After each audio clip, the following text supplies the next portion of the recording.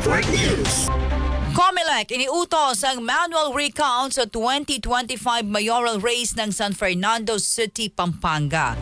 Detalye ng balitang yan mula kay Radyoman Mike Sigaral ng RMN Bataan.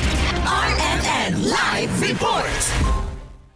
Inatasan ng Commission on Elections o COMELEC ang pagsasagawa ng manual recount ng mga boto sa 2025 mayoral race sa lungsod ng San Fernando, Pampanga matapos muling buksan ang issue sa resulta ng halalan na umano'y may kahina-hinalang pagkakapare-pareho ng bilang. Sa desisyong inilabas noong December 23, 2025, sinabi ng COMELEC First Division na may sapat na batayan upang pagbigyan ng electoral protest na inihain ng natalong kandidatong si Maylene Pineda Cayabyab laban kay incumbent San Fernando City Mayor Vilma Caluwag, at dahil dito pinahintulutan ang muling pagbubukas ng mga ballot boxes at itinakda ang pagsisimula ng manual recount sa Pebrero 2, 2026. Ayon sa COMELEC, ang recount ay isang fact-finding process na layong tiyakin ang katumpakan ng mga boto at palakasin ang tiwala ng publiko sa sistema ng halalan at hindi nangangahulugang pagdedeklara ng panalo o pananagutan ng alinmang panig. Kasama mo sa Central Luzon, Radyoman Mike Sigaral, Tatak, RMN. RMN Network News.